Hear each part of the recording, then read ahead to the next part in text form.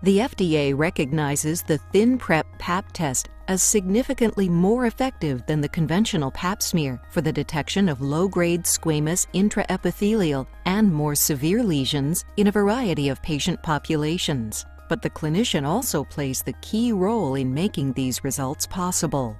Optimal sample collection and adequate fixation are the most important factors in improving the reliability of cytology and reducing sampling errors. Steps taken by the clinician, from patient education to improved sampling technique, may help ensure that the sample collected maximizes the potential of the Pap test. When a Pap test is compromised, it may lead to an unsatisfactory result. A variety of factors can contribute to unsatisfactory specimens. These factors include patient biology, use of personal lubricants prior to exam, excessive use of lubricant on the speculum, and improper collection technique. Focusing on factors you can control will help reduce unsatisfactory Pap results and subsequent repeat of patient visits.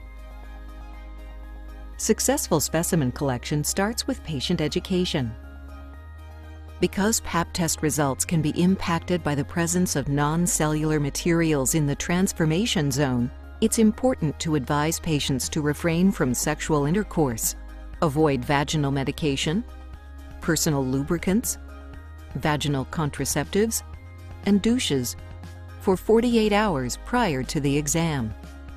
Likewise, it's important to avoid scheduling the appointment during menses. Helping the patient prepare for the exam will help to ensure a good representative sample is collected. Position the patient and insert a speculum into the vagina. Warm water may be used to lubricate the speculum. If the patient is uncomfortable, a small amount of water-soluble, carbomer-free gel lubricant can be applied to the posterior blade of the speculum. Hologic recommends use of carbomer-free lubricant because lubricants containing carbomers may interfere with the Thinprep Pap test.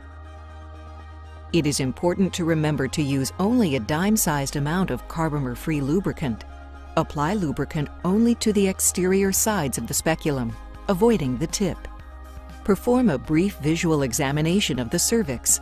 Remove excess mucus or other discharge present before taking the sample. This should be gently removed with ring forceps, holding a folded gauze pad.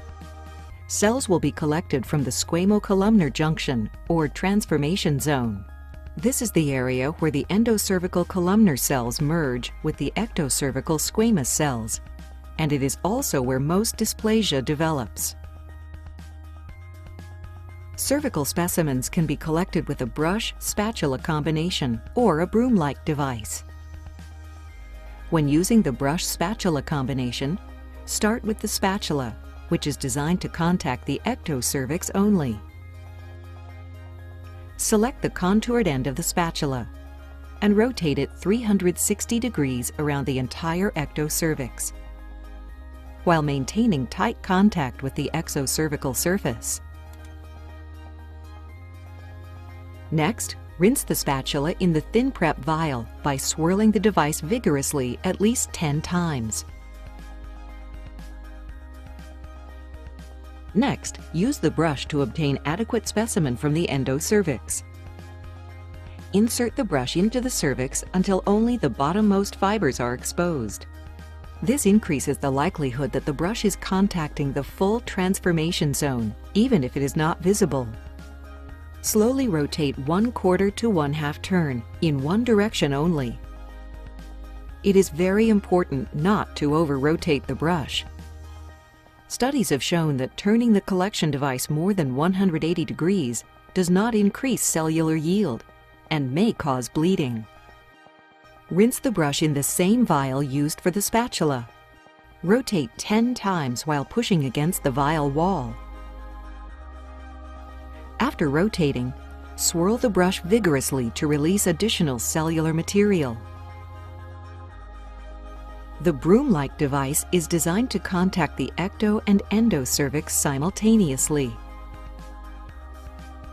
Collect the specimen by inserting the central bristles of the broom into the endocervical canal. deep enough to allow the shorter bristles to fully contact the ectocervix.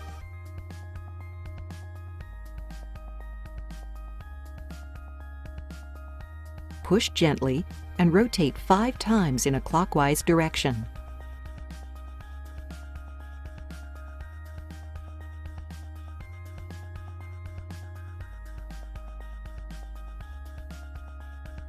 Immediately rinse the specimen into the Thinprep vial by pushing the broom against the bottom of the vial 10 times, forcing the bristles to bend apart.